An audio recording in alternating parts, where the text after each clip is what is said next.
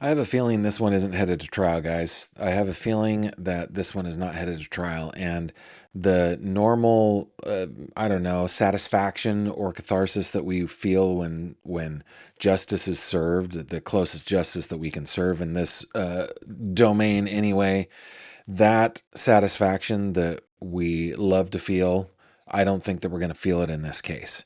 I don't think it's ever going to happen. I think that all the indications are that the Siders adults, mom, dad, grandpa, grandma, or whatever combination of whatever went on there, um, I, I, I think rightly these people are going to end up institutionalized. That's what I think. And we've covered this case quite a lot, but there have been 2 documents filed over the last 2 days that we haven't covered yet that I'd like to talk about. There's a little bit of information about the Siders' family education that we can get into. I also, we've got lots to talk about just in the world of true crime, and the Lindsay Clancy case, the Nolan Wells case. We've got some strange, oh my goodness, and infuriating news out of Pima County, Arizona. Of course, we got some good news, and I guess atypically for me, out of character for me, this one doesn't have to do with animals.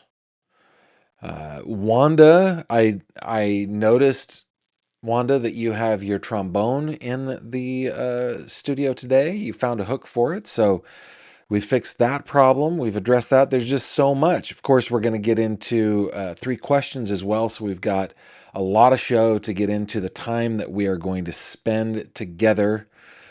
So I guess the only question I have now is, Javi, what are we waiting for?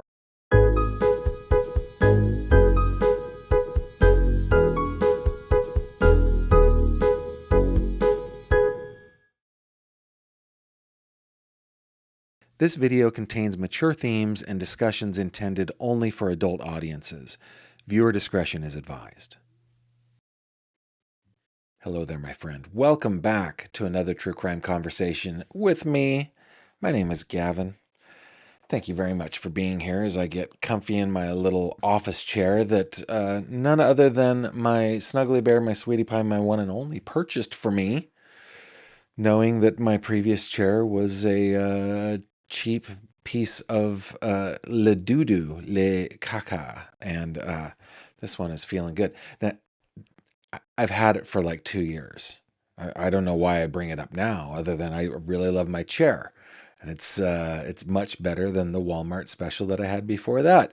Where are you tuning in from? That's my question for you. And you know what the other question I have for you? I I have so many questions. I have the question of the day that we're going to start off with today. Guys, this very day, I accomplished a goal that I set out to accomplish at the beginning of the year. This might be the very first time where I've had a New Year's resolution. I didn't call it that, but it kind of was, right? My resolution was I'm going to read 6 classics in 2026. Give myself 2 months to read each one. And I finished my 6th classic of the year today. I finished The Adventures of Huckleberry Finn by Mark Twain. Oh my goodness, it was so wonderful. So wonderful. Oh, just so good. But yeah, I got that finished up. And it kind of leads into the question of the day because that was required reading for me when I was in high school. And yet, I don't believe that I read it. So the question of the day, what is something from your past that you appreciate more now than you did then? Put your answer in the comments, and don't forget to put GF as well. And also tell me where you're tuning in from. I love, love, love that. While I do a bit of an intro to the subject matter at hand. Guys, there are four folks living in Vinton County, Ohio. They are, I think we will go from youngest to oldest. The first is Elizabeth Siders, pictured here if you're watching on the old screeneroo. If you're listening on the podcast, you can't see this, but it is Elizabeth Siders. Her husband, Gary Siders. I know you guys hate me for this. There's so many corrections that get sent in on this. I call him G2. Do you know why? Because he was originally called Gary Siders II. It took me down this whole rabbit hole of seniors and juniors and when do juniors become seniors, and are these legal, or do they go on legal documents and all this stuff? Doesn't matter. This is G2, Gary Siders II. His mom, Christina Siders, and her husband, also the father of Gary Siders II, Gary I. Now, these folks lived in this house, and no, this house has not been like ravaged by raiders, or the police didn't go in and like make a huge mess. No, this is the cleaned up version. They were cleaning out the inside, throwing stuff out of the front window in order to make entry to see the place. So they're living in this house in a little town called Hamden, which is in Vinton County, Ohio, southeastern Ohio, which only has about 12,000 residents. It's one of the poorest areas of Ohio, and by all accounts, the Siders family were a poor the Siders family was a poor family. I feel like I got a little bit of Huck Finn's language, absorbed into me. I'm having a hard time speaking. But police go to this house to serve an arrest warrant to G2, the younger Gary Siders, for 4 counts of misdemeanor. What is the word that I'm looking for? I can't remember the name of the charge. It's like indecent exposure. There it is. It came to me. I got it. And when they get there and see the conditions that are there and start to realize there are children there, then they make entry, and they find what they described as 16 children in one room about 12 by 12. Now, we know now that it was a rectangle room, not a square room, but nevertheless, it was mugre in there, man. It was gross. It was, garbage piling up, fecal matter, both human and animal. There were cats everywhere. There were probably all sorts of rodents and insects in there. It's just really, really bad. The car also was disgusting. So this is where we are on this case, right? The 4 adults, they are charged. They are each charged eventually with 16 counts against them, felony counts having to do with, you know what, YouTube just doesn't like me to say it, but basically the mistreatment of their children based on putting them in danger. Let's say it that way. Okay. All right. The elder Sider, they all were given a $300,000 cash or surety bond. The elder Siders was released on his own recognizance and taken to hospital, having taken a fall while in custody. We know this because Vinton County prosecutor Bill Archer said as much, that they didn't want to be on the hook for the bill for his medical care, so they put him out on his own recognizance. And part of that deal was he can't be in contact with any of the victims. We should say alleged victims, because this hasn't been proven yet, but the kids, nor his co-defendants, his wife, his son, his daughter-in-law. And that is where we are. Now, today we are specifically going to be talking about young Mrs. Siders, Elizabeth Siders. And the reason that we're doing that is because Tommy Stolley, her attorney, this guy right here, seems to be a fine attorney, from everything that I can tell. He's sporting the full Windsor knot there with the dimple in the middle. He knows how to tie a tie. I know that too. So not only do I think he's a fine attorney, But I also think he's a snappy dresser. Look at those peak lapels, looking good. Shoulders are where they're supposed to be.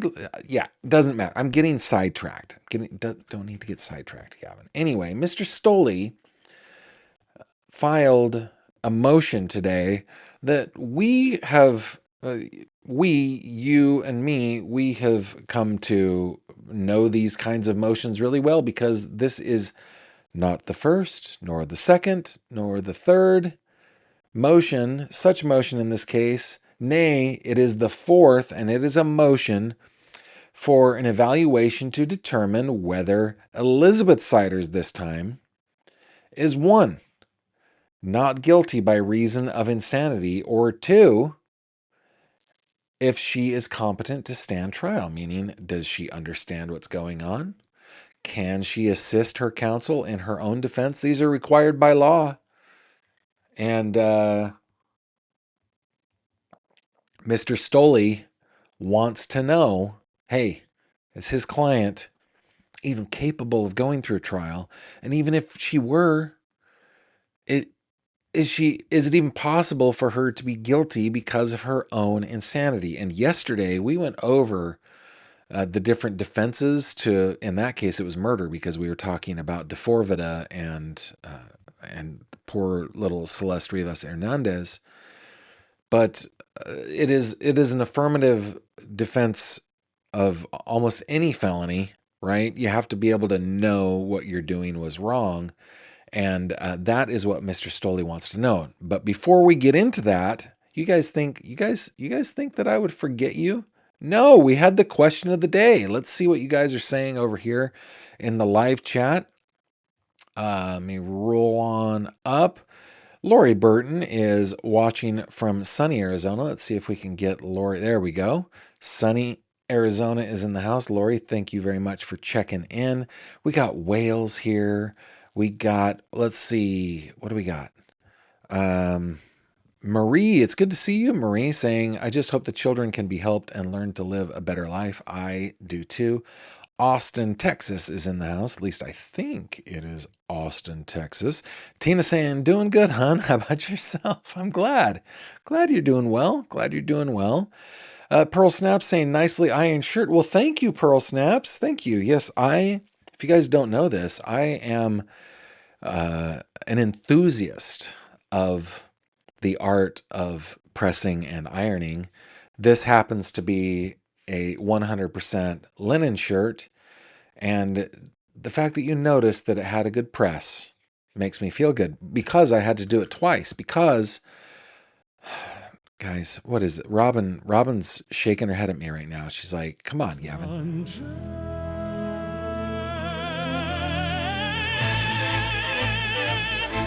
This is definitely a tangent. In my defense, Pearl Snaps made me do it. But I saw a tutorial. I'm always seeking to learn. I saw a tutorial saying that you should try with a wet shirt. Start with your clothing wet or damp, not like soaking wet, and iron it. But that doesn't take into consideration the fact that I own the world's greatest and most effective and maybe even highest end iron. So I didn't do a good job, and then when I put it on today, it was kind of crusty. I'm like, no, this just will never do. So I repressed. That's what I did. Thanks for noticing, Pearl Snaps. Appreciate that. Kim Kroll says, ES pictures scream victim.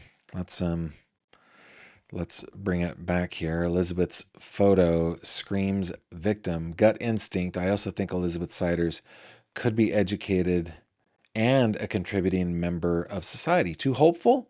I don't know. I only know kind of what we see, right? I don't know enough details, but you know what? You're never too hopeful.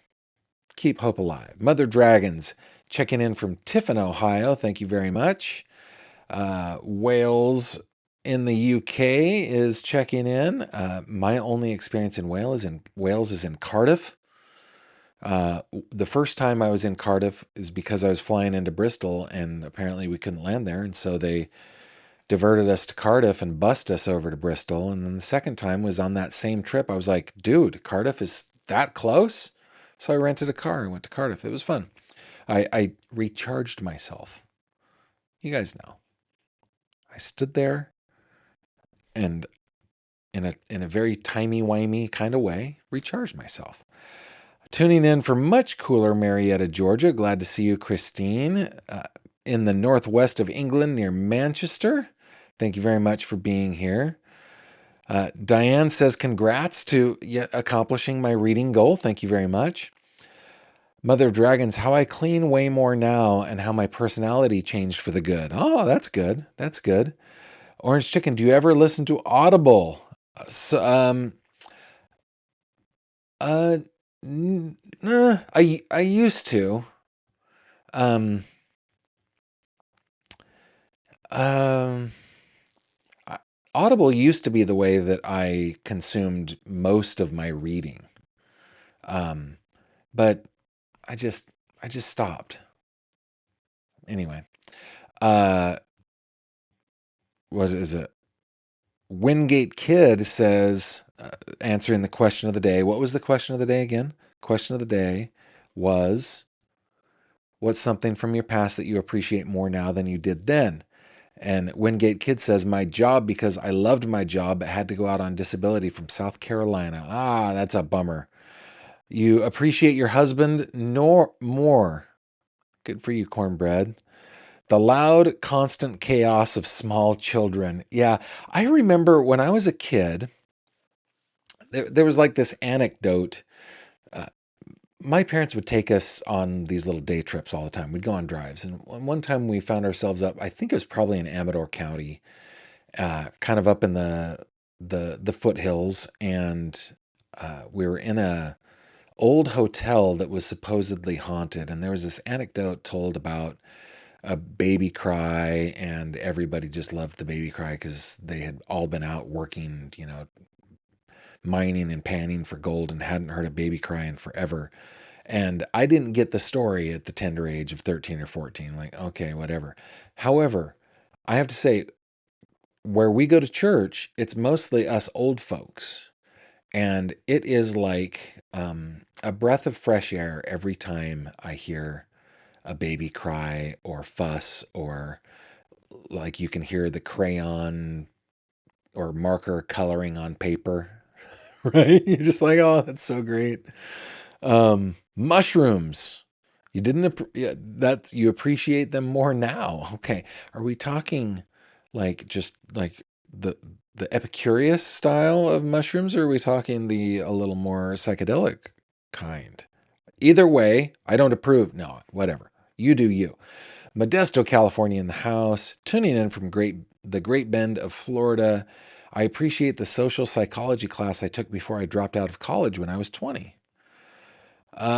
Criminal Med says, my speed reading course really helped in college, Wisconsin Northwoods. These days, I enjoy history so much more than when it was obligatory in high school. I'm the same way. Same way. Robin says, I'm grateful for the family drama before leaving for church. I'm a very timely person. If I'm on time, I'm late. Thanks, Dad. Nice. The family drama before leaving for church. That's funny. Garth B. Nutt says that my dad taught me to always tell the truth. Ah, good dad. Good parents are the best. Diane says, I had a great grandpa, was Albert Sr. His son was Junior until his dad passed away. Then his son was Junior. Yeah, you can be Junior, then your dad passes away, and you can become Senior if you. It's people can play around with it. Mooney says, I'm thankful I had plenty of great fun with great friends. Wouldn't trade it for the world. Yeah, man. Saudi Daisy, Tennessee in the house. For question of the day, time I thought things would never happen and now it seems to fly by. I make sure to be in the moment. Appreciating the moment while it's happening is a gift for sure. Marie says, my dad teaching me how to live in this able-bodied world as a disabled person. He always told me to figure it out for myself, how to get things done. Again, great parents are the best, right? And Teresa is asking, where are the children now? All we know is that they are in the care of the state. We don't know where they are right now, to my knowledge anyway. Robin says, sorry, Gavin, I wasn't able to send you a gentle nag about your tangent and the backlighting as I was eating a delicious Reese's cup, or as they say out here in Western Pennsylvania, a Reese's cup. But that, if you say Reese's and not Reese's, that is an indication that there is some sort of psychosis happening there. This is just my opinion. I'm not a doctor, right? Nordic Queen, as a mother of 4 children, I appreciate peace and quiet. Yes, there will come a day, Nordic Queen, where you will long for, well, maybe not. It's happened to me, where you'll long for the noise. Mary Shaw says, so miss young children. Have 2 beautiful 4 and 6 great granddaughters. Love their chatter and laughter. That is sweet. Sweet, sweet, sweet stuff. Okay. Come with me, if you will, from the question of the day over to this here document, Ra-Chur. This filed this very day, August 4th, 2026, year of our Lord. No, that's backwards, Gavin.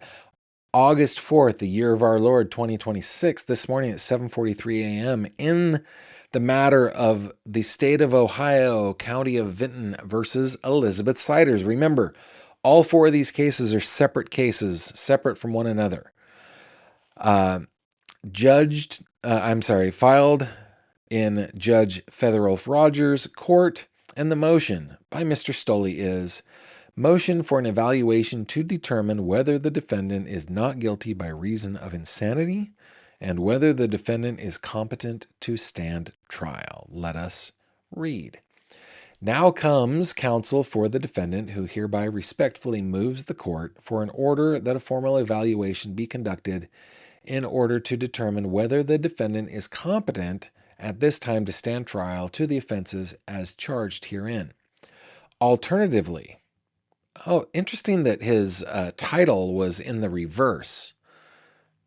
But okay, it doesn't matter. Alternatively, if the defendant is found to be competent, counsel hereby simultaneously requests that the defendant undergo an evaluation to determine if she is not guilty by reason of insanity, because she was suffering from a condition which would produce legal insanity at the time of the alleged offenses. You know, this brings up a question that has been brought up a couple times, and my question is, when were the alleged offenses? Because we have the charging document, but it does not. I can bring it up. Let me bring it up. And while I'm bringing it up, I'll bring up my concern. The charging document does not include an affidavit of probable cause, which typically would tell us when the alleged crime took place. Now, as I'm saying this aloud, let me see if I can just find. As I'm saying this aloud, I'll bring up Elizabeth's criminal complaint. Here it is. There are 16 counts, 1 for each child. Perhaps they are not alleging that anything happened at any other time besides the moment at which they went in and found the kids in that condition.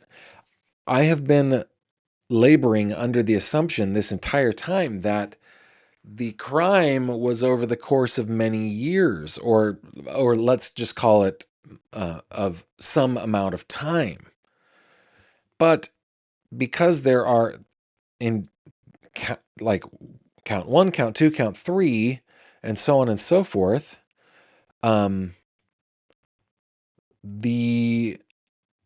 it might just be that it's 1 count for each child, which we know it is, at that moment, not over the course of time. So when we go back to Mr. Stoley's motion, when he's saying because she was suffering from a condition which would produce legal insanity at the time of the alleged offenses, he is saying on June 30th, 2026, she was suffering from a condition that would produce legal insanity. Am I reading that right? That's the way it seems to me. Okay, let's continue. Defense counsel makes this motion in good faith to determine defendant's mental condition at the time of the offenses charged and whether defendant is competent to stand trial on the offenses charged. The reasons for this motion are more fully explained in the attached memorandum of support, which should be incorporated herein. And good news, Mr. Stoley. It is incorporated herein. Yay! All right. I think that was a breakthrough for my understanding of this case. It's something very simple, but I think they're charging for an offense that happened the moment they went to arrest Gary Siders the younger.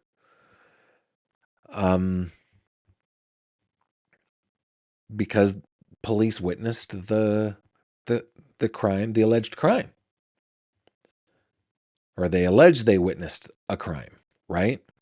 So that's probably what it is. They probably don't have to. And yeah, this is a moment for me. Let me take this moment. Let me just take this moment. This entire time since early July when we started talking about this, I honestly had thought that they were going that the prosecution had a real challenge here, that they had to prove a long pattern of CA against these kiddos. But that is not what they are charged with. They are charged with 16 counts, one for each child, of a crime that occurred that police say they witnessed when they went to serve that arrest warrant on G2. Yeah, okay. I've had my moment. Thank you for your patience. I've had my moment. I should have given you a little bit of maybe some Wanda music, some Jeopardy music. Maybe Wanda could we'd be monetized if we did that. It's a bad idea, Wanda. Don't play Jeopardy music. Okay, let's move on to Mr. Stoley's memorandum in support, which is, because it should have been, and it is, incorporated herein. All right, first paragraph. Counsel was appointed by this court on July 2nd, 2026 to represent the defendant in the above captioned case. Oh, I thought I was going to have to push the on button there for a second. On June 30th, 2026, the defendant was charged in a criminal complaint. Thereafter, on July 1st, 2026, the state filed an amended complaint charging the defendant with 16 counts of, I'm going to call it CE. Because I'm going to just try my darndest to make sure that YouTube does not punish me for the case that we're talking about.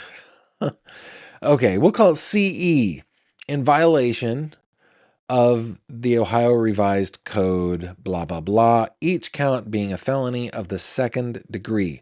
The defendant appeared on July 1st for an initial appearance hearing, at which time bond was set at $300,000 cash or surety. As of the filing of this motion, the defendant has not been indicted, and therefore, counsel does not have all of the facts, evidence, or circumstances of this case or the defendant's subsequent arrest, which is an interesting statement. We understand from, again, Attorney Archer, the Vinton County prosecutor, that because they are a small county and they just don't have a need for it, their grand juries are impaneled at a slower pace. Therefore, they're waiting for the next grand jury to be impaneled to make the presentation and therefore either get an indictment or not. But the question that, or I guess the thing that has been shown to us here is that, okay, so defense doesn't get any discovery until the indictment is handed down? Is that the way it works? Like his client is in jail and there is a $300,000 bond, and yet no discovery has been transmitted? Seems kind of odd to me, right? I mean, and I know they're different states, right? But if we go back to the DeForvita case, before the preliminary hearing, which serves the same basic function as a grand jury proceeding, right? Just to try to establish that there is probable cause to proceed through court. the defense, they pushed that preliminary hearing off several times because they had to go through so much discovery. So Mr. Stoley has not received, apparently, the facts, evidence, and circumstances of the case. Maybe I'm harping on this too much. He does qualify it, does not have all of the facts, evidence, or circumstances of this case or the defendant's subsequent arrest. Okay. However, in the interim, counsel has met with the defendant on numerous occasions and for extended periods. During these interactions, counsel has been able to observe the defendant's demeanor, conduct, and comprehension. These interactions lead counsel to believe that the defendant may be suffering from significant mental health issues and that competency may be an issue and a clear impediment to the defendant's ability to assist in her own defense. Okay, so my question on this, though, and hey, look, this is nitpicky, right? I'm splitting hairs here. But out of everybody's case here, it's been Mr. Stoley who has been the most vocal publicly. He's been the one that has done interviews with the media. Uh, you know, this guy's been out there. I think with his build, he would look better in a half Windsor. But again,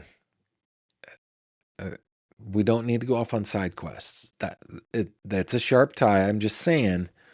Like, he's got a handsome symmetrical face, adding a little asymmetry in there. I'm telling you, it might look good. Anyway, where was I? What was I talking about? We were talking about I that got on it. Robin, oh my goodness, I got on a tangent. Right? Another fish tangent now. Ah, thank you, Wanda. Yes, okay, I remember now. He has been the most vocal. He's been the one that has been out there the most. He has been, and one of the things that he first talked about was, I talked to my client, and the one thing that she wants is to be reunited with her children. That's what she wants. That's what, and I'm not saying that that's not true, but it does seem a little suspicious that he didn't come out and say, you know what, my client is kind of like Alan Jackson did with Nick Reiner, right? Didn't come out and say, hey, I stand behind my client. My client, under the law, is not guilty of the crimes that she is charged with. You know, he didn't do that. He just came out and was like, you know, my client would really like to be reunited with her children. He's even gone on to say that he represents her in the family law side of this, whatever they call that, the probate side of this. So, I mean, he's talked, I wouldn't call it at length, but he's talked multiple times about this, and he's never sat down and said, my client is not guilty of this until he's made this motion. Anywho. Blah, blah, blah. Okay. Line 16. Counsel is prepared to provide a more detailed accounting of his concerns and the specific conduct giving rise to those concerns directly to the court and eventually to the evaluating medical professionals. At this time, counsel believes that the defendant's significant mental health issues would not only affect whether she is competent to stand trial, but would also have affected her ability to understand the wrongfulness of her conduct at the time of the alleged offenses. And okay, again, I'm sorry to, you guys, Javi, I didn't push the right button. I apologize to you because it reflects poorly on you. I'm sorry. When he says the alleged offenses, we're not talking about multiple offenses over a long period of time. We're talking about one offense per child in one moment. I think.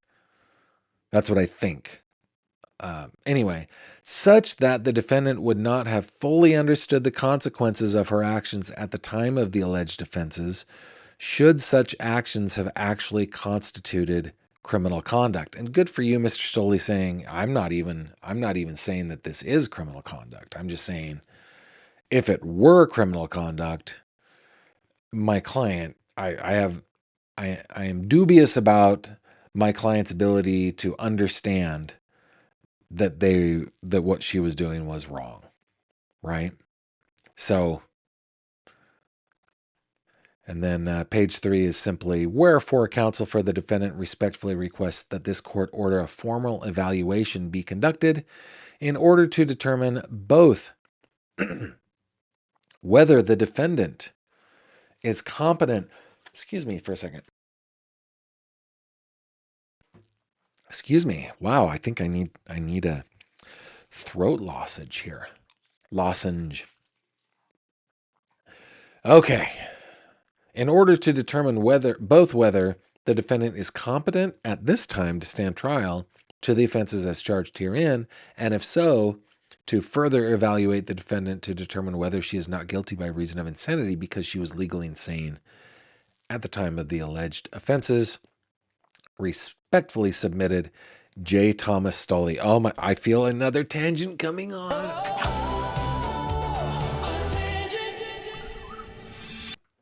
Guys, okay, listen, if there are any young women in my audience, okay, young men, future parents, okay, I'm begging you. For those of you who have children who may have children, I'm begging you to talk to them, okay? Don't name them one name and then call them by their middle name. Don't do that. It's mean. It's mean. This is coming to you from J. Gavin Fish, okay? The world is still not prepared for it. The world is not prepared for it. Your child will be called not their name their entire life. On the other hand, they will know when somebody like a salesperson is calling and trying to act all like close to them. That's a dead giveaway, right? Hey, is John around? Who's this? Anywho, J. Thomas Stoley signed it respectfully, and good on Mr. Stoley. So now, as of about an hour ago, there wasn't anything else that was filed. But why don't you and I, real quick, like just head on over to the court's website and just search to see if anything else has been filed since like an hour ago. There is one more document that I want to get into, but just to check. This is Gary Siders 2. Nothing. This is Christina. Nothing new anyway. This is Elizabeth. This is the latest thing is the motion that we just went over. And then Gary Siders, the elder, he had something yesterday. So nothing new since as of like an hour ago, but let's join me, if you will, back over here on Acrobat, and let's go to this document, which was filed in Gary the Elder's case, G1's case. Okay. This right here, guys, is an indication that the elder Mr. Siders is no longer in hospital, or as we say here in the States, in the hospital. I wanted to be inclusive of our friends across the pond. This is his recognizance bond. Okay. Well, yeah, I think that's what it's called, recognizance bond. Okay, the state of Ohio, Vinton County. Be it remembered that on August 3rd, 2026, Gary Siders personally appeared before me and jointly and severally acknowledged themselves to owe the state of Ohio the sum of $300,000 to be levied on their goods and chattels, lands, and tenements if default be made in the condition following to wit. By the way, just judging by seeing this house, I think they have neither goods, nor chattels, nor lands, nor tenements. I don't think he cares about this, especially his age and condition. All right. The condition of this recognizance is such that if the above bound Gary Siders personally be and appear before said Vinton County Common Pleas Court at the call of the court, then and there to answer the charge of CE and abide the order and judgment of the court, and appear from day to day, and not depart without leave, until such case is finally disposed of, then this recognizance shall be void. Otherwise it shall be and remain in full force and virtue. It's basically like, hey, we are going to take $300,000 from you, and we won't, as long as you're like at the court when we call your name, that you do not leave without us giving you permission, that you answer the charges, and blah, blah, blah, blah, blah, blah, blah. His conditions are: be a law-abiding citizen. Don't go out breaking the law. Don't go breaking the law. I think that's how that song goes, right? Doesn't matter. Okay. Condition number 2, keep the court informed of any address and telephone number changes. 3, appear at all court hearings. 4, appear before the sheriff of Vinton County, Ohio within 24 hours to submit to fingerprinting and DNA collection procedure. 5, submit to drug and alcohol screening at request of law enforcement. And 6, I found this one interesting, GPS at the state's expense. The reason that one kind of tickled a nerve with me is because there is another case down there in Kentucky. You guys will remember this case. Well, you probably will remember this face, which is Judge Kevin Mullins. But this guy that I'm showing you on the screen right now, that is Ben Fields. He, in Kentucky, was the GPS officer. And there in Letcher County, the folks being released on GPS, they were the ones that were on the hook for the cost of the GPS service. In this case, they're saying GPS at state's expense. Perhaps that is because of an indigence situation. Maybe. Or maybe Ohio's like, you know what? We're a generous state. We are Buckeyes after all. I don't know what that has anything to do with it. I just know it's a Buckeye state. But we are generous, and we're not going to make anybody pay for GPS. But I think it's more likely that he's indigent, so he can't pay for it, so the state's going to pay for it. But look right here on your screen, if you will. That is a signature, and that was before Jeremiah Griffith. Well, it was before his deputy clerk, Karen Miller. So, and that looks like the signature of a man about in the state of the guy that you see on your screen. Very shaky hand, but I can see how it kind of says Gary Siders. Sure. Yeah, I can see that. So he is out of the hospital, y'all. And where he be staying, I know not. And I don't think it's my business to know. I think this is one of those things, we're going to get into this here in a little bit, but I am what is the term that I'm looking for? I am moved to anger over the behavior of some people in this bountiful and beautiful land of ours, in as far as they are sending threatening messages to people that they are angry at or toward. In the Nolan Wells case, it makes me so angry that there are people that are sending these kinds of threats. And so for the sake of the safety of the Siders family, if they get out on their own recognizance or if they post bail, I think it's none of our business where they are, as long as they are following the conditions of their bond. And I think it's because I think there are crazy people out there that are angry enough at these guys to do something horrible.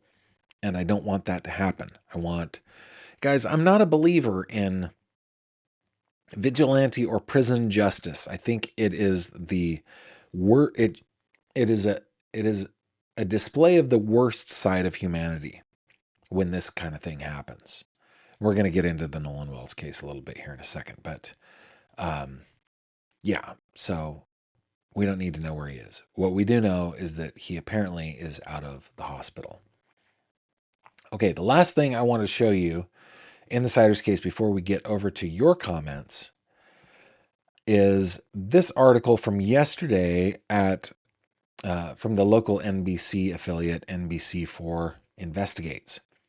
Says records detail Sider's children, adults' time spent in public schools. And I think this is important.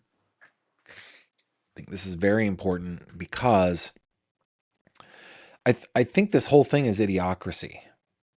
I do. If you have not seen Idiocracy, guys, it is a must watch. I know that there are a couple of you who have tried at my recommendation and it's made you so uncomfortable you haven't wanted to watch it. But I'm telling you, it stars Dax Shepard, Luke Wilson, Terry Crews. It's a great cast. Definitely watch Idiocracy. But I think that the Siders family thing is Idiocracy like happening in front of us. And so let's read this. Dateline is Columbus, Ohio. School records show, who's this written by? Katie Millard.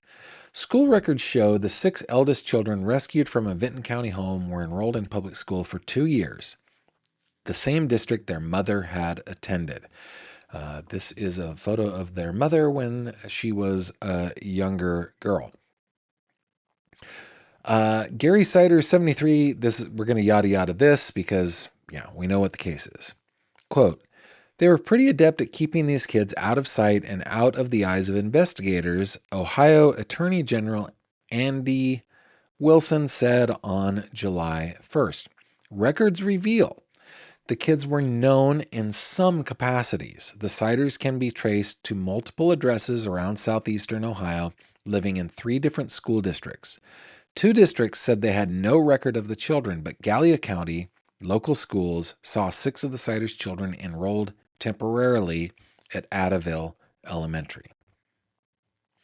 According to Gallia County local schools, that's the title. According to Gallia County local schools records, the 6 eldest Siders' children enrolled in Gallia schools on August 26, 2020.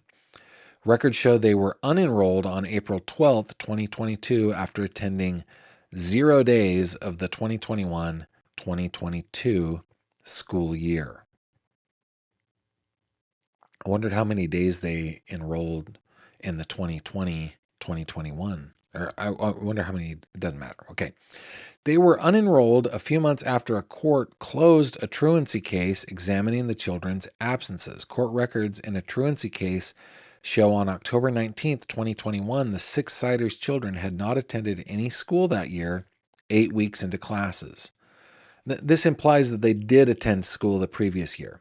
The case was dismissed on January 7th, 2022, because the children's parents, Gary 2 and Elizabeth, see, we still can't agree on the junior-senior thing. So G1 and G2 it is. Gary the second and Elizabeth could not be served court papers as their whereabouts were unknown. As if like a good skip tracer couldn't find them. Come on. NBC4 asked Gallia schools if the children attended any school during the 2020-2021 school year, but was told the district could only provide enrollment dates.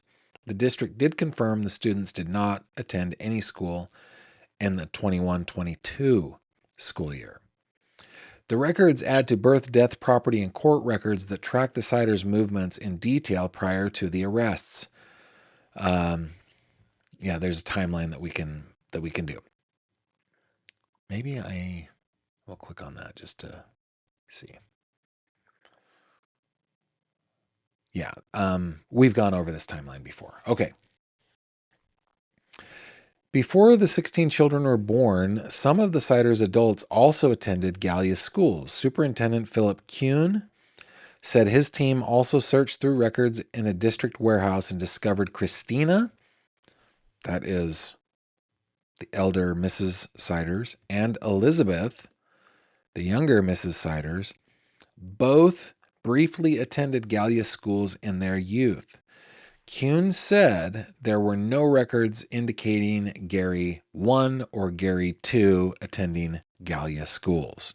Quote, we also looked at yearbooks from the time Gary Siders Jr. would have been in school, but he was not listed, Kuhn said. Elizabeth Siders, Elizabeth Russell at the time, was in Gallia County schools the longest. Records show she attended Adaville Elementary, Kiger Creek Middle School, and some schooling in River Valley High School. Records indicate Elizabeth Siders withdrew to home instruction on April 29th, 2008. They were married in May of 2008, if I remember correctly. I don't have to remember correctly. I could just go to that that timeline real quick. Let me see.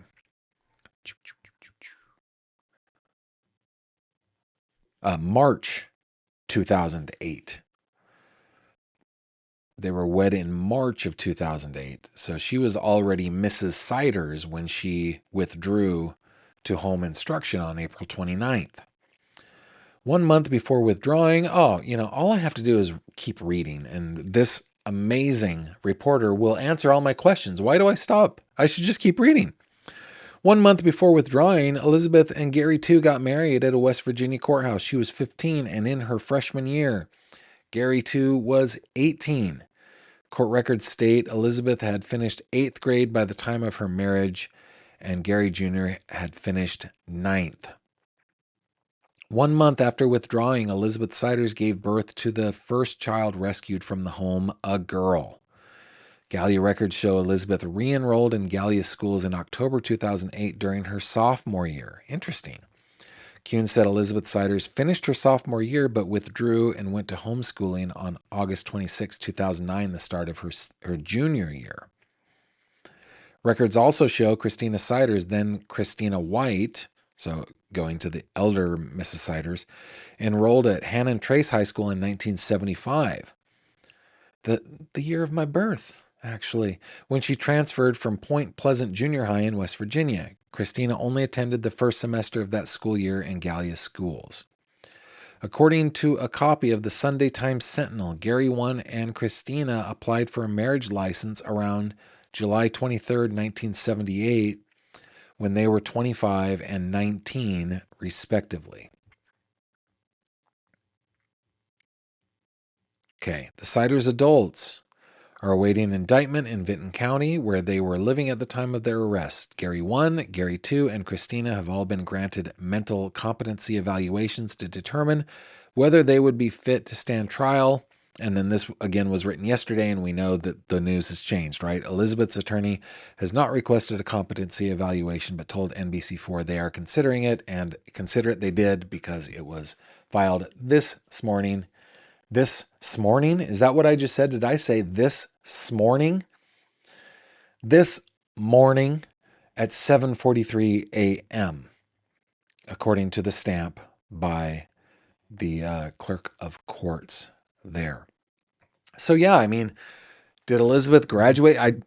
Doubtful she graduated high school. She got. I think we could say she has an 8th grade education. I think that's the safest thing to say. Yes, she went a little bit her freshman year. Yes, she re-enrolled her sophomore year, but we don't have an indication that she did anything those years. I think it's probably safe to say she has an 8th grade education. I think it's probably safe to say that G2 has a 9th grade education. Now, hey, listen. I knew some pretty freaking brilliant kids in 8th and 9th grade. I don't think that these were two of them. Like, there were kids that I went to school with that I was like, looking back as a 50-year-old man, go back to, I won't mention names, but friends or acquaintances or schoolmates that I had in 9th grade, had they dropped out then, I to this day would go, yeah, they're going to be okay. Not these two lovebirds. Not that kid and not that kid. I just, nope.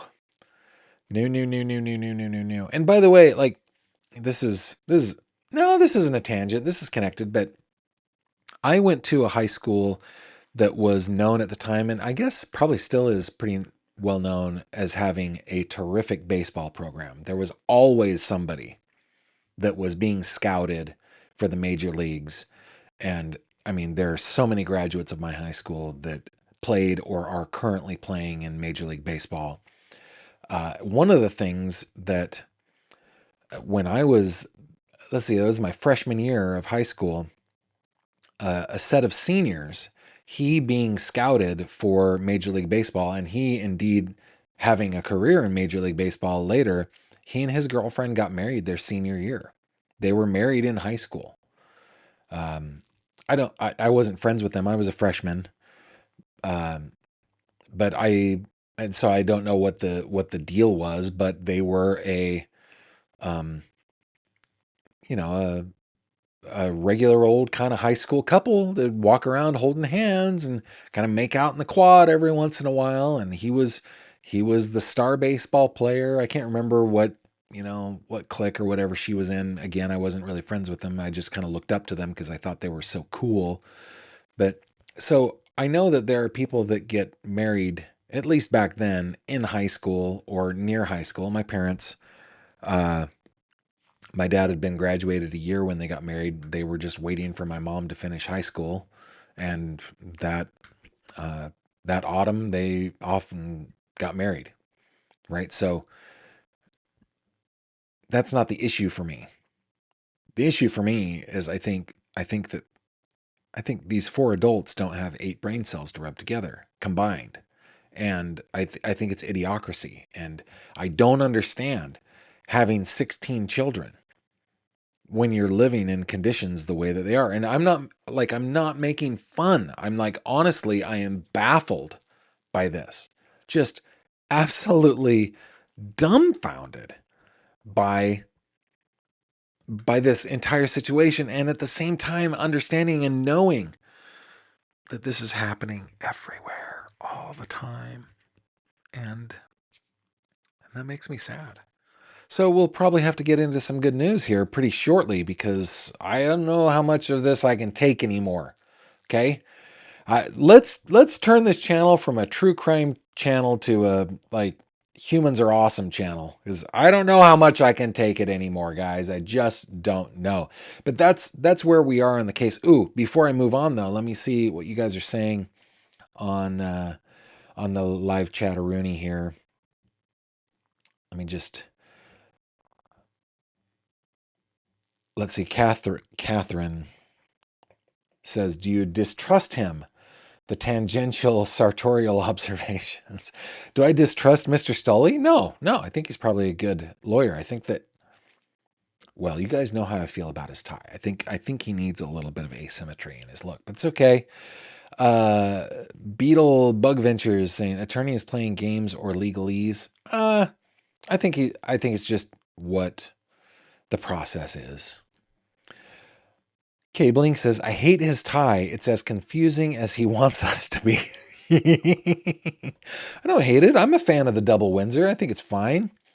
I like the diagonal tie. I even like how it's kind of just, what would we call that? Duochromatic? I don't know how you call that. And kind of matches his jacket.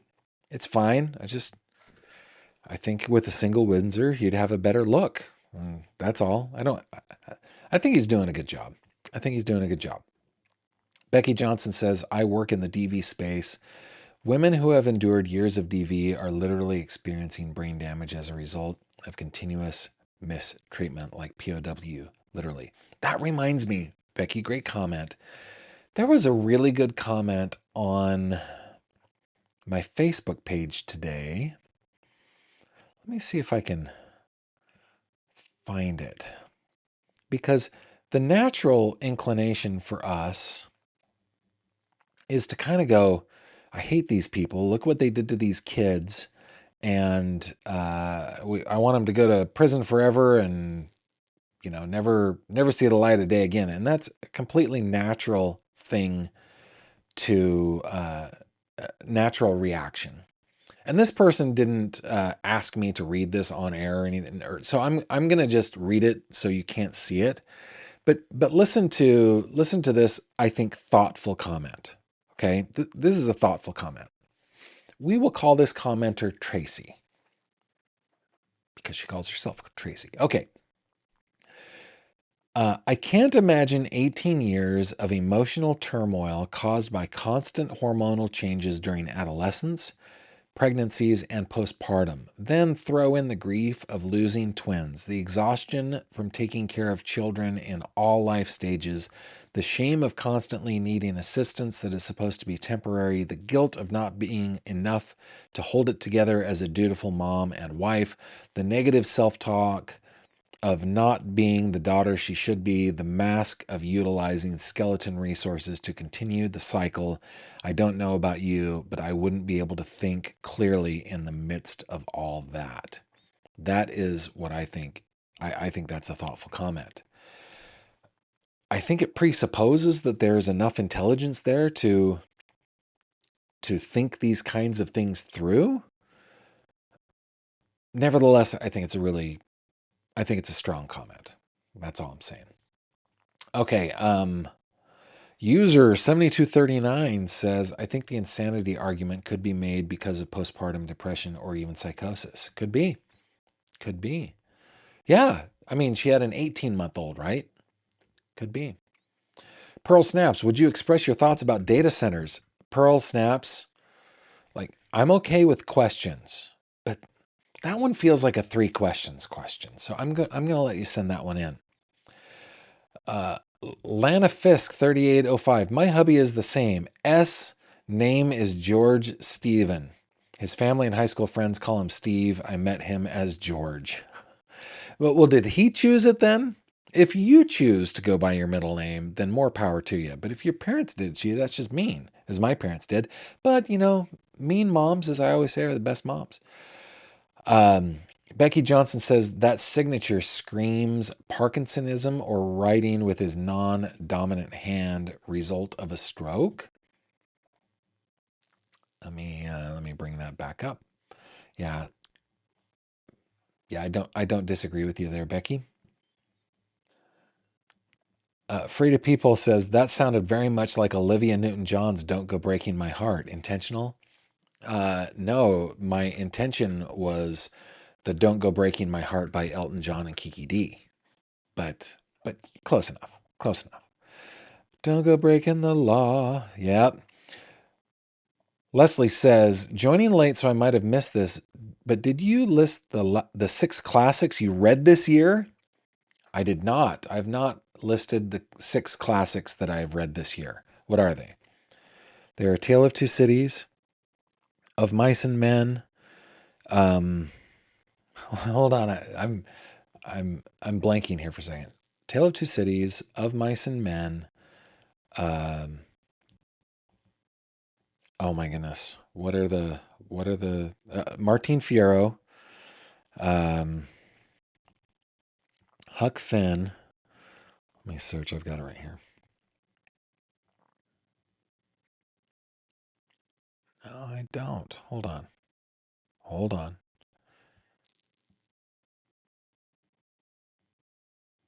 I'm blanking. I'm having a moment here. Come on, fish. Okay. Tale of Two Cities. Of Mice and Men. And then from Of Mice and Men, I went over. Oh, I did Fahrenheit 451. I did Martin Fierro. What is the one that I meant? Huckleberry Finn. What is the one that I'm missing that I did? I will think of it. No, I can't. I can't think of it. I've got to look it up. Obviously, it made a huge impression, right? Where's my list? Where is my list? Okay. I sent it to my aunt so that she would. Oh, To Kill a Mockingbird, of course. Yeah, okay.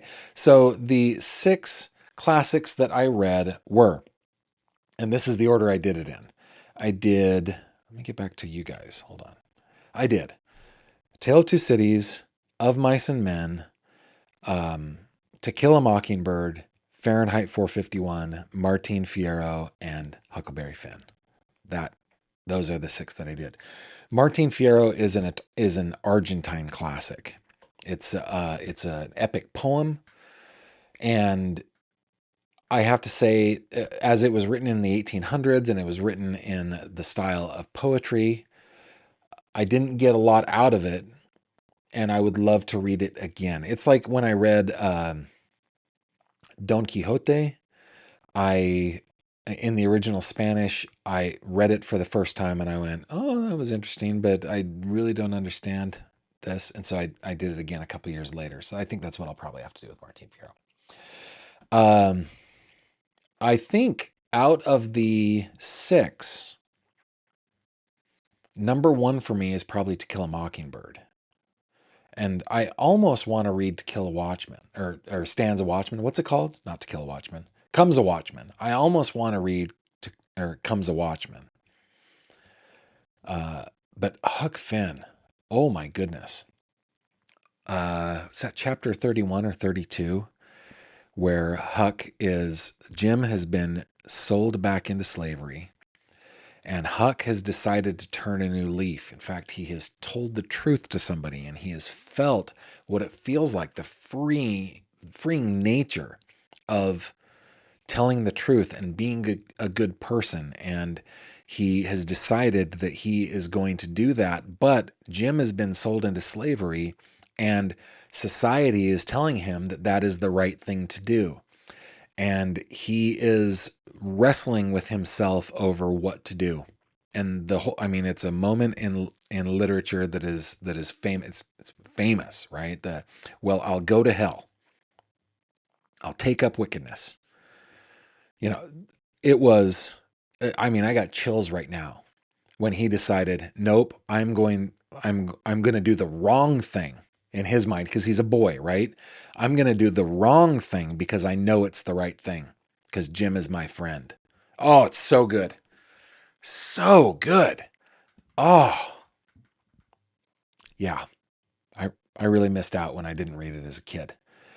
Would they have been counted in a recent census? Oh, good question. They would have been, I bet. Diane saying, did the children receive any welfare money, food stamps, or Medicaid? I think we learned from Mr. Archer that the only ones receiving any type of public aid were G1 and Christina. If I remember correctly, it may not have been Mr. Archer. It may have been Mr. Wilson, but that's the last thing that I remember about that. I don't know specifically. Frida people, Gary the Elder and the other Gary. That's funny. I've got 2 brothers, and obviously they both have different names, but to me, both of them, their nickname is Boris. They're both older brothers. One of them is Boris, the other one is Boris. And so when I talk to one of them, it's Boris. When I talk to the other, it's Boris. And if we're all 3 together, it's Boris and Boris.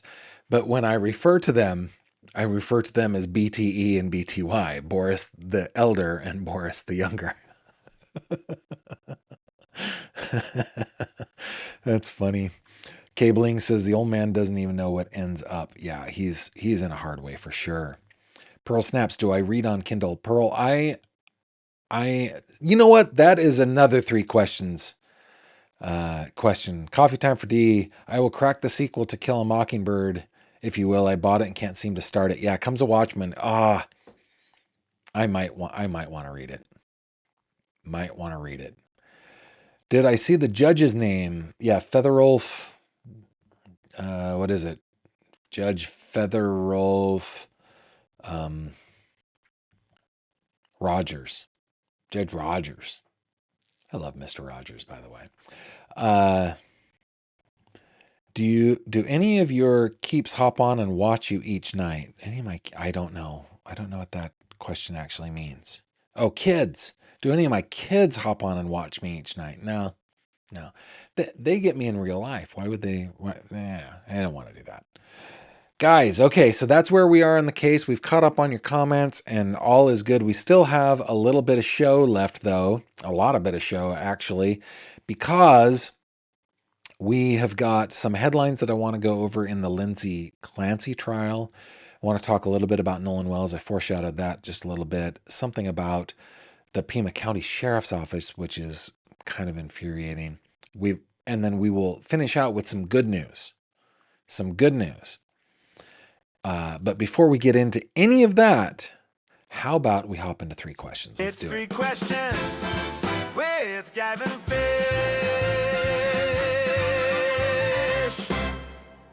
Okie dokie. Question number 1. Guys, in the 3 questions segment, I answer 3 of your questions that you send into the email address on your screen, 3questions@gavinfish.com. It's all spelled out, 3questions@gavinfish.com.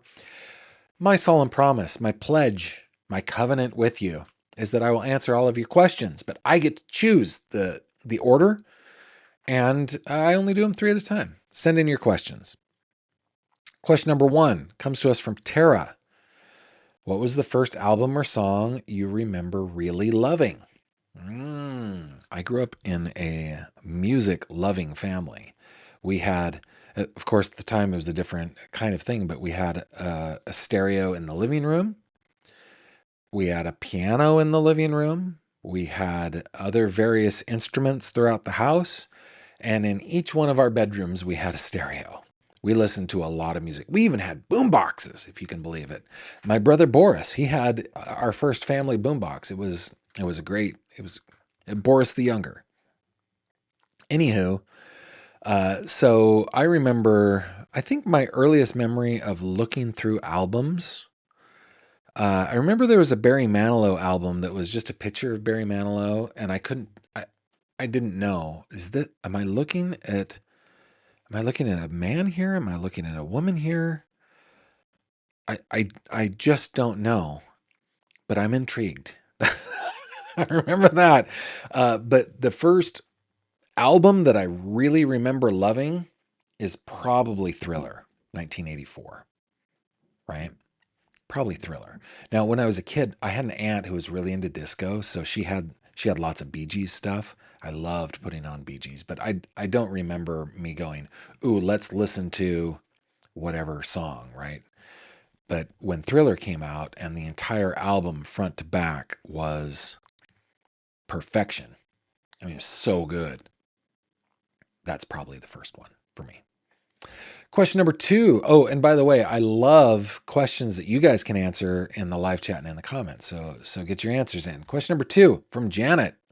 Janet, you're getting chosen quite a lot lately. Twice yesterday and once today. If you could learn one instrument well, which would you pick? Here is the thing, Janet. I've thought about this question ever since I copied it off of my spreadsheet and put it into this little document. I can learn one instrument well. I wouldn't say that I do play any instruments really well, but I also, being a music lover, I'm a person that just I get stuck on one thing and I love that thing for a while, and then I move on to another thing. So I noodle around on lots of different instruments. So I guess the spirit of your question is, which one would you want to play like the best at? Oh, probably piano would be my favorite to just really play well. I told you guys about my grandmother. My grandmother was an amazing musician, and the piano was her primary instrument. And it's just so cool to have a home where there's a piano sitting over there, and somebody goes, "Oh, do you play the piano? Can you play this?" And yes, the answer is yes. I think that's cool. You answer the question 2 in the live chat and in the comments. Question number 3 from Megan. What is your favorite season for taking photos? What an interesting question. I have been going out with the old medium format camera and taking some photography. I've been focused on both outdoor, well, it's all outdoor, but like landscape stuff and architectural stuff. But my favorite style of photography is portraiture, specifically studio portraiture. So it really doesn't need a season. I can do it any season. And I've got some beautiful portraits of our children. My wife doesn't like having her picture taken, but I've got a couple of really pretty portraits of her. We have one daughter that she will just come to me and say, "Hey, Daddy, I've got this idea for a portrait. Will you do it?" Yes. And we've done some beautiful stuff with her. The others are just like, "Okay, yeah, I'll do it if you make me do it." So every season is a good season for taking pictures because I like to do the indoor stuff. But as far as like if I were to do outdoor stuff, I really like taking pictures of water. And so it has to be a time when water is running. So for me, that's the springtime, I guess, is what I like the most. So those are your three questions, guys. What was the first album or song you remember really loving?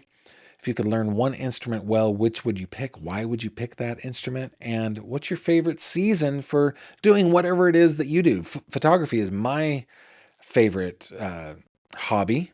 But what is yours? It might be different. And what's your favorite season for that and why? And while you guys are working on answering those questions in the live chat and in the comments, I will get us into some headlines. Here we go.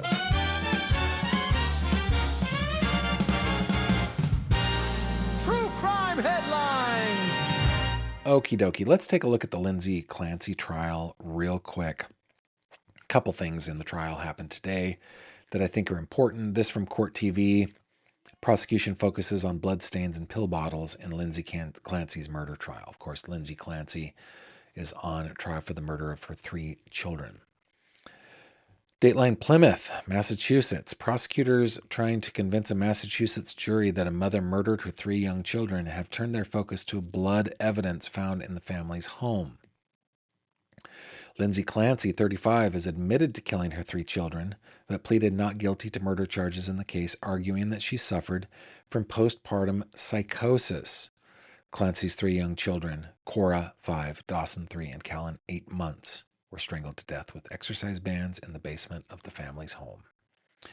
Clancy's defense attorney, Kevin Reddington, told the jury in his opening statement that after taking her children's lives, Clancy cut her neck and wrists with a knife and then threw herself from a window on the 2nd floor of the family's home in an attempt to take her own life. First responders and doctors who treated the defendant at the hospital said she suffered serious and permanent injuries, including paralysis, and experienced a cardiac arrest that nearly killed her while she was in the hospital. Prosecutors have argued the self-inflicted injuries weren't as serious as they could have been, and that the defendant never truly intended to take her own life. While Clancy's husband described blood covering the couple's bedroom after he returned home to find his wife on the lawn and his kids dead in the basement, a blood spatter expert said there's no evidence that blood sprayed into the room at any point. Instead, Sherry Crook, who works for the Massachusetts State Police Crime Lab, testified on Tuesday that the drips and puddles of blood found in the Clancy home were more suggestive of someone standing still and letting blood run down onto the floor than someone slashing an artery. So, yeah, it was focused on the, blood expert and the drugs. And then there is this last paragraph. I want to actually go over to this article from WCVB.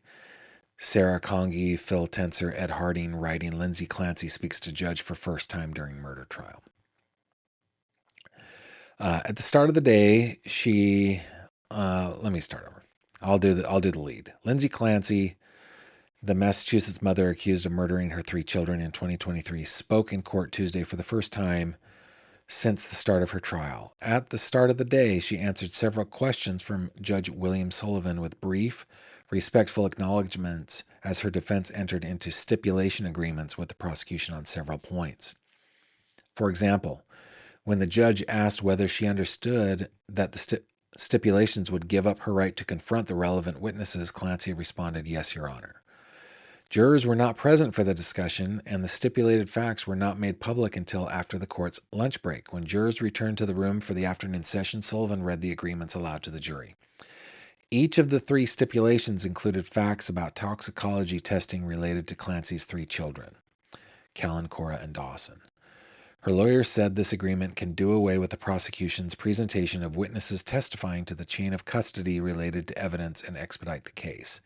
Legal analyst James Barretto, a retired district court judge, agreed the move is likely to shorten the trial.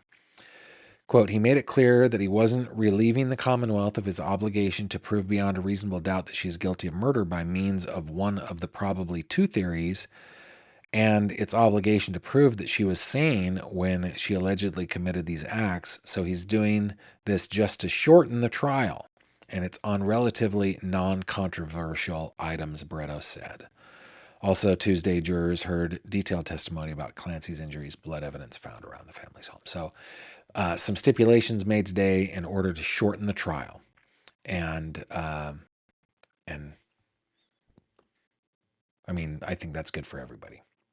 Of course, he didn't stipulate to anything that would endanger his defense of his client, I guess. Moving on to Nolan Wells. A third arrest has been made as a man allegedly threatened to kill 2 witnesses. Oh my goodness. This has to stop, guys. Written by Samira Asma Sadeke or Sadiq, I don't know. A third person has been arrested for allegedly threatening witnesses in Nolan Wells' case 1 month after his disappearance and death drew intense attention to the friends who were last seen with him. Wells disappeared on Horn Island in Mississippi after celebrating July 4th with his friends and was found dead on the northwest end of the island on the 6th. The cases fueled intense attention on Wells' friends and their actions surrounding his disappearance, while his family has also faced online abuse. No one has been charged in connection with Wells' disappearance or death. In the latest update, Edward James Porter, 40, was arrested on charges of transmitting threatening communications in interstate commerce. The Sun Herald and WXXV 25 reported on Tuesday, August 4th, today, citing court records. According to court documents obtained by the outlets, Porter allegedly told a witness he would come kill them and their family, then sent their witness their home address to show that he knew where they lived. Porter is the third person arrested on similar charges connected to the case. On Thursday, July 30th, Joseph Alfredo Vasquez Dumarce, a 27-year-old Sacramento, California resident, gotta represent my hometown better than this. Come on, Sacktown. Was arrested on a charge of interstate transmission of threatening communication for allegedly threatening Judge Ashley Cole, the stepmother of Wells' friend Warren Hudson, who was on Horn Island with him. Okay. And then Michelle Francine Edwards of Cincinnati, Ohio, has also been arrested on the same charge after allegedly calling the George County Clerk's office several times in July and making bomb threats, including saying the clock is ticking, according to a criminal complaint.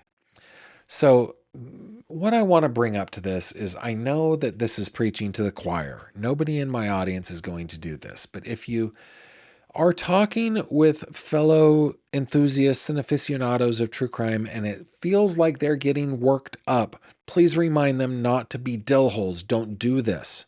Don't think this. Don't feel this. Fight against it. And if I could just offer another facet to this, and I said this when Elizabeth Jones was on the other day. There are many, but the one example that I will hold up of absolute and utter grace when it comes to fighting injustice, like Nolan Wells' family is doing, well, what they think they're doing. We don't know if it was an accident or not, and it's proper and appropriate to be asking those questions. But I think the way that it is being handled by people in the Wells family circle, I think that they bear a little bit of the responsibility of whipping this fervor up. The one example that I would point to are Sandy and Joshua Greenberg, the parents of Ellen Greenberg, who with determination, grit, absolute I don't know even how to describe what they have done to seek justice for their daughter Ellen, but they've done it with grace. They've never called for heads. They have never whipped up any type of in their case it would be like anti-Semitic rhetoric, that or calling out anti-Semitic rhetoric. Not that they would be anti-Semitic, but you know what I mean. They have not done any of that. They have simply, with grace and with determination, worked hard for for justice for their daughter Ellen. And I understand the the well, I guess I'm sympathetic. I probably don't understand it, but I'm sympathetic to the anger that a family would feel when they believe that their son was murdered and the world is saying that he wasn't or may not have been. I'm sympathetic to that, but you can't go around whipping folks up. And it's not just the people around Nolan Wells' family, it's also people like me in the true crime community who are also kind of whipping these folks up. We bear responsibility for keeping things sane. And I have to say, I'm really proud of people like Nate Eaton and Robbie Harvey for calling this out on social media and telling everybody, chill out. I really appreciate that responsible angle that they have taken, and I applaud them for that. There are others too that have done the same thing, but there are others that irresponsibly are whipping people up, and they're doing it for clicks and for eyeballs and for pennies coming in one at a time. So let's all just take a breather, right? Maybe Wanda can calm us down a little bit. Thank you, Wanda. We can all just calm down and feel good about life and still seek justice if that is what is needed for this poor young man, Nolan Wells, who one thing we do know is he did lose his life. And we want to make sure that if there was a crime, that justice is served there. But we don't want to do it at the expense of whipping soft-minded and idiot-headed people up into doing things like calling in bomb threats and making death threats. We don't want to do that, right? Okay.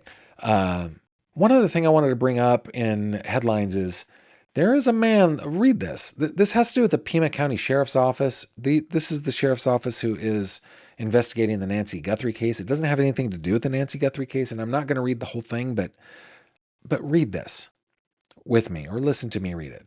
A Tucson man seeks $176 million from Pima County Sheriff's Department after being left paralyzed by deputy shooting. Written by Katya Mendoza. A Tucson man is seeking $176 million in monetary damages from the Pima County Sheriff's Department after deputies entered his home and shot him, leaving him paralyzed from the chest down. Attorneys representing 24-year-old Axiel Melendez and his mother, Carmen Melendez, filed a notice of claim against Sheriff Chris Nanos and his department last week, informing the county they intend to sue. A notice of claim is a statutory prerequisite for filing a lawsuit against a public entity or employee. Our justice system recognizes the dignity of a human life and the importance of the completeness of your body. Axiel's health, his independence, his ability to earn a living, his sense of security, that's all been stolen away from him, said Dev Sethi, the lead attorney representing Melendez and his mother. The sheriff's department did not immediately respond to requests for comment. Sethi says Axiel Melendez and his mother were victims of a swatting incident. And again, how people, we're going to have some really good news here, okay, to end the show. But what, you guys know what swatting is? Swatting is calling in a threat to somebody else's house or residence or business in order to get the SWAT team to show up. It's horrible. Okay, so, and it says what it is. A criminal prank that can involve placing fake emergency calls to emergency responders at a specific location with the goal of provoking a significant response from law enforcement. On April 10th, a caller impersonating Melendez called the 311 non-emergency number for city services, stating that his father has shot his sister and provided Melendez's home address. Quote, this morning of the April 10th call had many red flags and hallmarks of it being a fake call, including this call came into 311. Nobody reporting an emergency calls 311, Sethi said. Sethi said the caller mispronounced Melendez's first name, even though they were impersonating him. The call also came from an out-of-state area code. Less than 48 hours before that call, Sethi said his client had received a threatening message from someone who hacked his personal information while he was playing a multiplayer video game, demanding a ransom to get his passwords and accounts back. The hacker had also threatened to call U.S. Immigration and Customs Enforcement to deport Melendez because he had a Hispanic name. They meant to write that and Hispanic name. Doesn't matter, Gavin. It's okay. It's okay. After being threatened, Melendez called 911 to make a report. He tells a 911 operator all of this, and she essentially downplays it and says, "Don't worry, that's not how it works. They can't just call 911 and have the SWAT team show up at your house," Sethi said. Deputies then reassured Melendez that they would notify him if another suspicious call, including his address, were to come in. On April 10th, responding deputies allegedly disregarded a warning from a deputy who was aware that Melendez's home address was known as a potential swatting target. According to the notice of claim, a deputy admitted that even though there was information the call could be an attempted swatting, she still approached the Melendez home with the mindset to, quote, treat it like it's real until it's not real, close quote. When deputies arrived at the Melendez home, they broke in through a bedroom window, which led Axiel to believe there were intruders inside. He then grabbed his family legally obtained handgun, hiding behind his bedroom door. Deputies then opened fire. 2 bullets out of 7 shots hit Melendez in his right thigh and left shoulder, breaking his ribs and leg and leaving him with a spinal cord injury, according to the claim. So, I won't finish it out, but my goodness, what a series of events. Whoever, if they can find out whoever did this, whoever did the swatting incident, they should be, that should be some sort of crazy long prison sentence. Long prison sentence for somebody who would do that.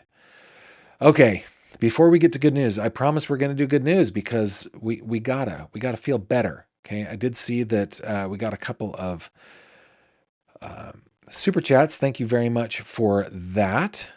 From Lynn Freudenthal, thank you very much for your super chat. Deeply appreciate you. And then I saw another one come in. Oh, another one, 2 of them. Thank you very much, Lynn. I appreciate that. And then let me go to, we'll start with Mooney.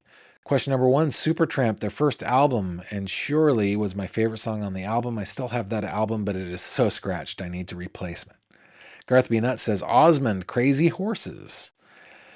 Elizabeth says, question 1 would be the piano. Montana says, Dark Side of the Moon. Ooh, that's a good one. I really did not hold the Pink Floyd lovers in high esteem in high school. I was in my late 20s when I finally came around to, oh my goodness, that is a great group.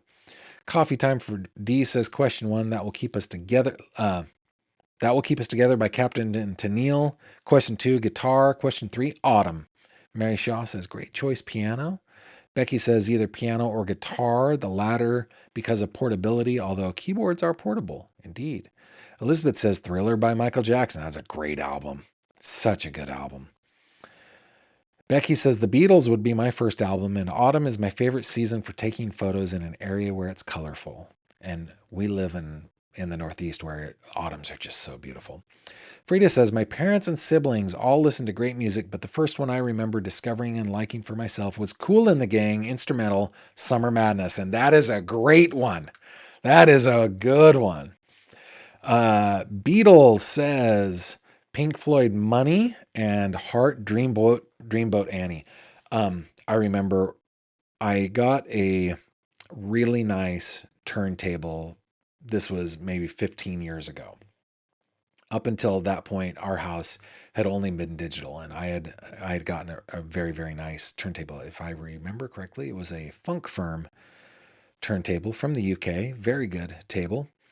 And I decided to take the kids over to Dimple to purchase a couple of records. And when we got there, my 10-year-old daughter at the time, when asking what kind of, we went to the used record section, and when asked what she wanted, she said, I want to listen to Chicks That Rock. Those were her words, Chicks That Rock. And I said, I got just the album for you.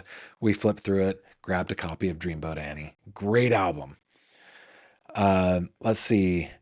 Lanifest says, I wish I could play organ and piano. My first album I remember having was the Woodstock album. All 3 records, playing them as loud as I could. Ah, yes. That's good stuff. Good stuff. Let's see if there's anything else before we go. Oh, let's see. Coffee time for D. The police need to vet information and handle themselves much better. They know people use them for pranks.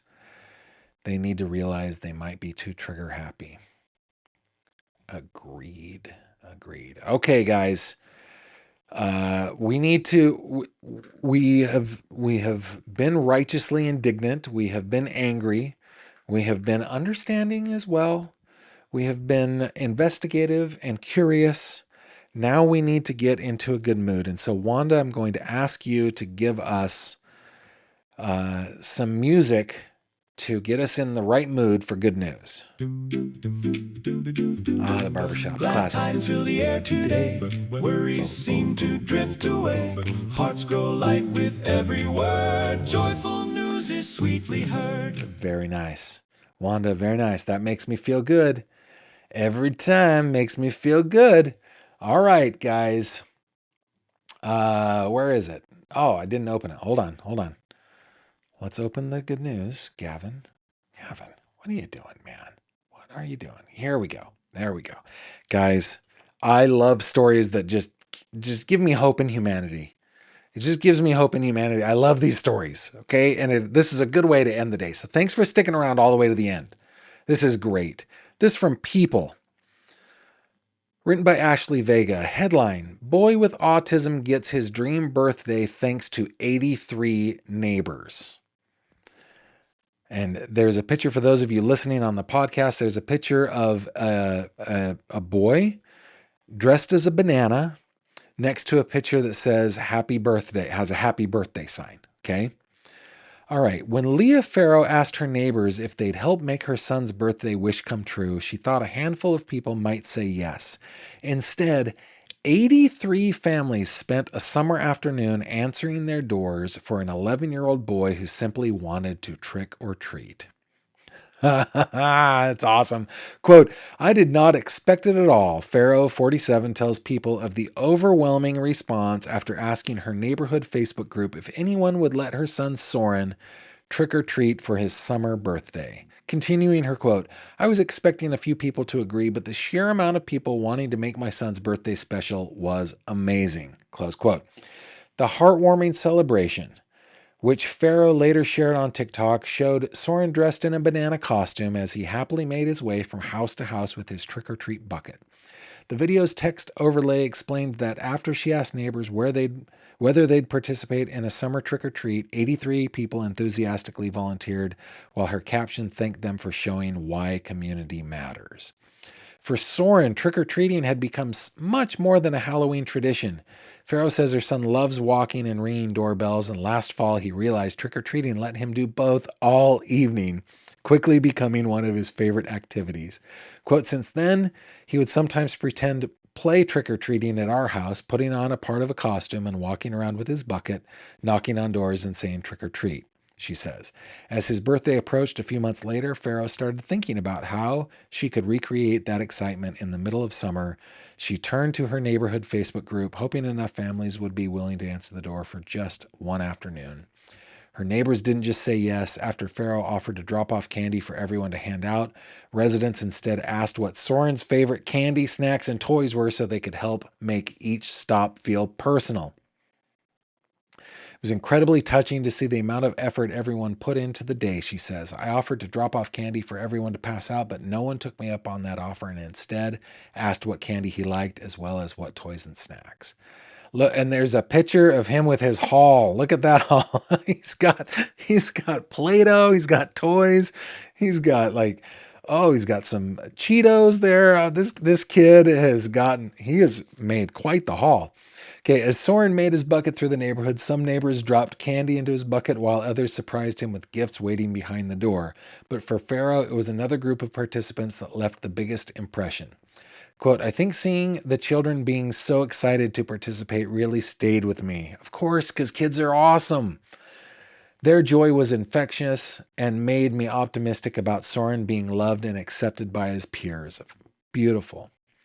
Throughout the celebration, Soren showed his excitement in the ways that came most naturally to him. Pharaoh says he repeated favorite phrases, jumped with excitement, and flapped his arms before trick-or-treating began and throughout the afternoon. For Pharaoh, the birthday celebration also quieted a worry many parents of autistic children know well. Seeing so many neighbors embrace her son made her feel confident that he belongs exactly where he is. Quote, knowing that my community accepts him and embraces him gives me a sense of relief. I know that my son is safe here and loved by those around him. I'm going to finish it because it's awesome. She hopes Soren's story also reminds people that no two autistic children are alike. While Soren is sensory seeking and loves movement, music, and noise, she says many families still feel isolated because they're afraid their child's behaviors might inconvenience others. Quote, reaching out to parents of autistic children in your life and offering to come over even just to spend social time with them can help a lot, she says. Although Pharaoh never expected the TikTok to resonate with so many people, she believes its message is simple. Sometimes, she says, all it takes is asking for help to discover just how much kindness is already waiting nearby. Quote, I hope people take away that tons of good people are out there, and sometimes all you have to do is reach out and give them an opportunity to show that, Pharaoh says. It's easy to get lost in the bad news, but there's so much love and wonder in the world if you look for it. And I echo that sentiment and am grateful that you would spend this time with me. And the good news for me is that I get to do this every night. It gets really easy for us to get into, just becoming baptized with the bad news after bad news after bad news of horrible, horrible, horrible crimes. And it's important that we do it for a lot of different reasons that we talk about on this show, but also it's important to know that we are a community. We're a community of people. It's one of the reasons I love going to like CrimeCon, right? We are a community of folks that share common values and common interests, and that means that we can be friends and we can do wonderful things for one another, and you do wonderful things for me every single day, for which I am extremely, extremely grateful. Will you guys remember that tomorrow is Wednesday? That means that we have our after show tomorrow. We will be doing it for our members and our patrons. For those of you who stuck around, let me just head on over here, and I think I can send out 5 memberships. Yes, yes, yes, I can. So there are some memberships for 5 of you to come and join us on the after show tomorrow after our regular show. We will start at 6 p.m. Eastern here tomorrow for our regular show, and then at 7:30 we will do our after show for members and patrons. I hope that you will join me then and here. Also, don't forget, you can always check me out on my website, gavinfish.com. If you're on Facebook, that's where I am most active on social media. You can join me in the fish tank or on my own page. Just search Gavin Fish. You will find me. With that, I bid you adieu. Thank you for being here. I'll catch you on the next one.